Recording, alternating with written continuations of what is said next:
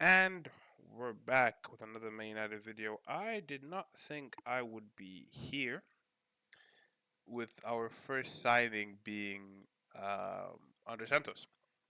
That was not what went through my head. That was not what I was thinking. But Andrey Santos has signed for Man United for 50 million euros or 50 million pounds, and his medical is in the next 24 hours, so he should be confirmed soon.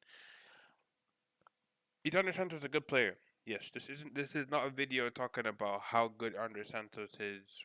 Uh, I think Andrés Santos can bring stuff to Man United that we need. Yes, I think Andrés Santos brings us depth. I think Andrés Santos gives us another midfielder that you could either replace with Menu or you could replace with another midfielder. He's good. He's good on the ball.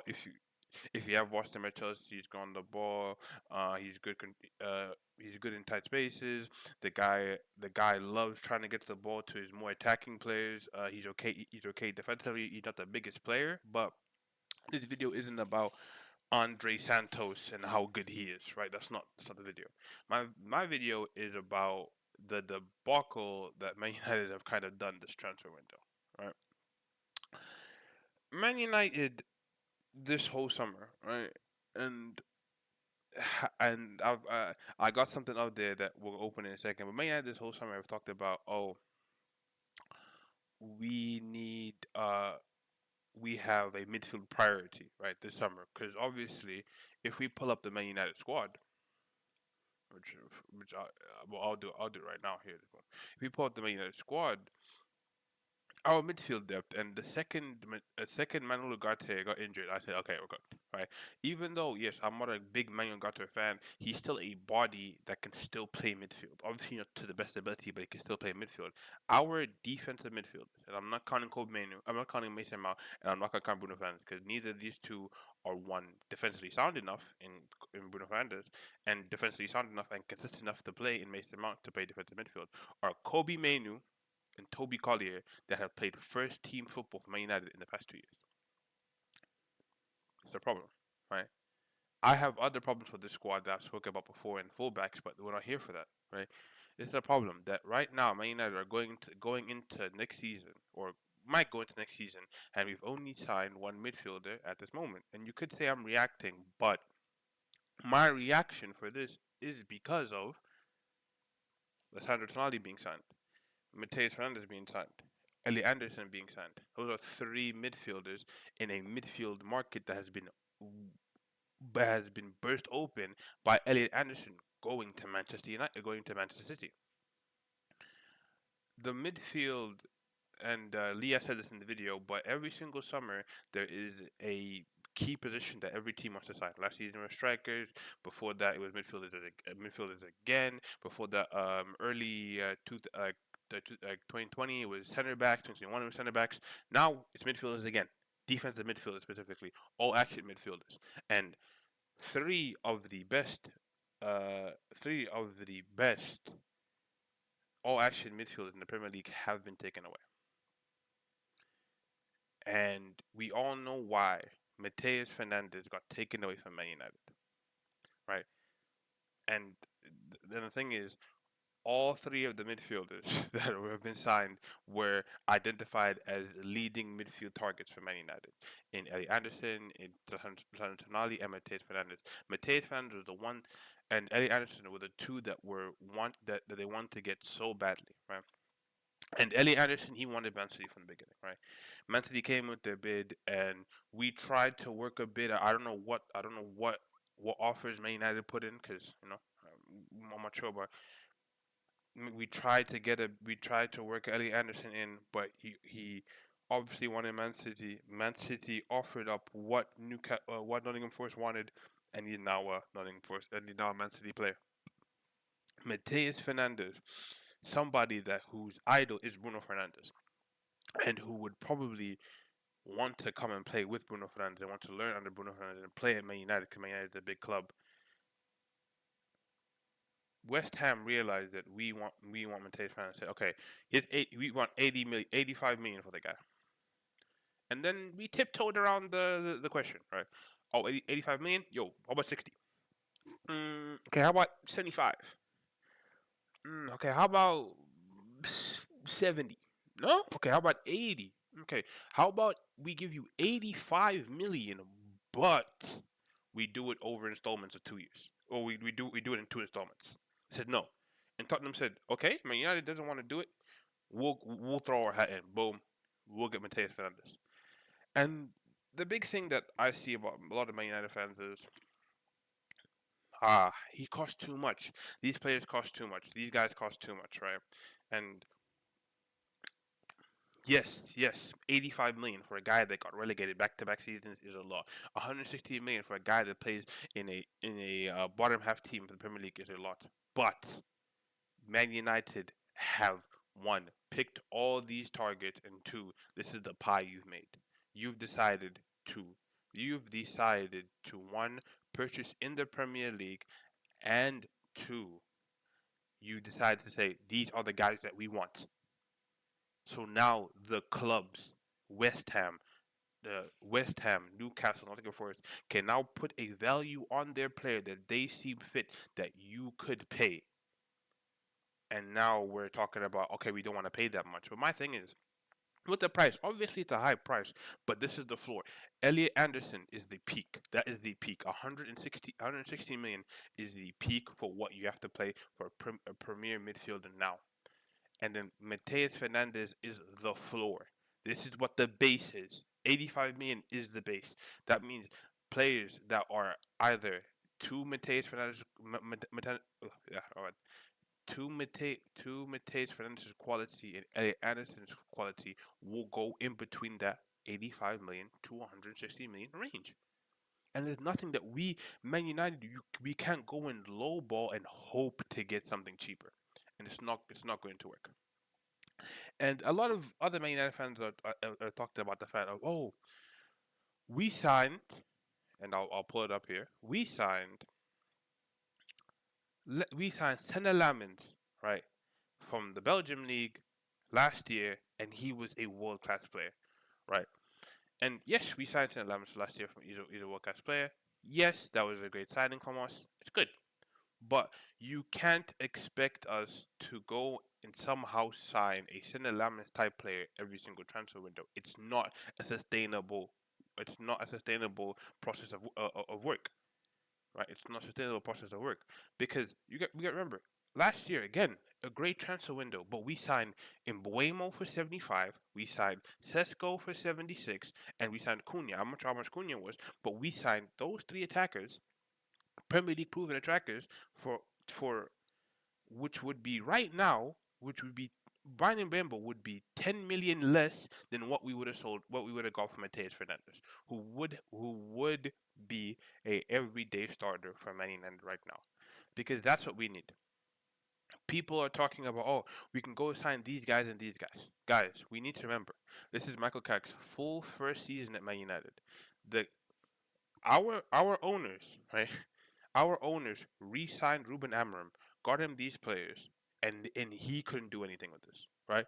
And now Michael Carrick has come and saved us, and now we're trying to lowball our way into next season when we all need to remember this. We are going to play 50 to 40 games next season. We have the Prem, the Champions League, the Carabao Cup, and the FA Cup. And I don't know about you guys, right? Because I don't know about you guys, but I want my club to at least one try and get Champions League again, because you have to get Champions League again. This is the standard that you set. Two, I I, I want a not even a great run in the Champions League. Get to any knockout stage, and if we lose, I'm happy. But I need at least a confident run in the FA Cup, in the Carabao Cup, a quarterfinal, a semi-final. You know why? Because lesser Man United teams have won the Carabao Cup and the FA Cup. And if you tell me now that the reason we don't win these trophies is because we wanted to cheap out in the transfer window because we didn't want to sign so and so players. No, I'm not going to hear that, right? We need more bodies. Simple fact though, we're going to play more competitions. If you're telling me that we're gonna go into the summer, we're gonna go into next season, and our next signings are Kobe Mainu, Ederson, and and Andre Santos. I'm pissed off. I'm pissed off at the fact that we let these guys, Elliot Anderson, Fizz, Lisandro Tonali, and Mateus Fernandez, who are pari- uh, uh, pri- priorities, right? And priority, priority. You've told us that priority, right? And then the definition of priority, a task, a goal, or an issue that is considered more important than others and requires immediate action. You've told us that these two players or these three players are priorities, an action that needs to happen, and you don't want to get that over the line because you don't want to spend that much money, right? Cool, right? And this is what has happened. They want to try and cheap their way through the transfer window at probably their best value of asking that we've had. Sorry, at the best value of play that we have currently. Because my thing is, if Mateus Fernandez goes and Lisandro Tonali goes and Eddie Anderson is gone, right? And let's say Bruno Guimaraes goes. Who's the next world class player you can sign? And I don't want anyone to say, "Oh, Aurelian Tchouameni." You know why? Because I want a real and honest answer from anybody. Why would Aurelian Tchouameni join Man United now when Jose Mourinho wants to keep him Jose Mourinho wants to keep him at Real Madrid? And don't give me the he fought with Fede Valverde. They're grown ups. They're elite level players. They can get over it. He can stay, right? But he doesn't want to leave Madrid. He doesn't want to leave Madrid. Jose Mourinho doesn't want to get rid of him, and he's going to sign a new contract for Madrid. And so help me that you believe these dumb lies that they're gonna tell you that says, "Oh, we can get Aurelian Tchouameni for 75 million for this less of a price." You're smoking budge. What did Jamie say at one song? You're smoking budge, bro. You're smoking something that we are not on. Because if you think that Aurelian Tchouameni is gonna cost less than Mateus Fernandez at 85 million, you're insane. Real Madrid has said we either want 100 million for this player because one, he's a world class midfielder, a France international, and one of the best defensive midfielders the world has to offer. And you think we can cheap our way into getting a world class player? Newsflash, this is not 2012. Newsflash, this is not the early 2000s. We are a Man United team that have not won the league since 2012. We are a Man United team that the season prior to this finished 15th. Newsflash, right? We have pull, yes, but we don't have pull where you can keep as much money as you want in the checkbook and go cheap out and buy other players, right? And now that this has all happened, we all know Man United's targets, right? It's Eddie Anderson, which we spoke about a lot, Sandro Tonali, and Mateus Fernandez. Alex Scott is in that list. Baleba is in that list. Aurelian Tchouameni is in that list, and we have now signed uh, Andre Santos and Ederson, who the deal was agreed a while ago, but we're still waiting for this medical to get approved. And if that doesn't get approved, you're telling me now that on July 6th that we have not that the only player that we have signed is so the only player that we have signed is Andre Santos. This Man United squad has big problems, right? This is a big problem. We don't we have one defensive midfielder that honestly I can say right now that I trust to play defensive midfielder every single game. Right? We might not have a backup striker because we don't know if this guy's gonna stay. Right? I don't know about you guys. I am not comfortable with him being our fullback for next season. And another question: Is he gonna play left wing or is he gonna play left fullback? This Man United team has a lot of questions, but this is the biggest issue. And if you're not going to spend your most money on your biggest problem, what are you going to spend your money on?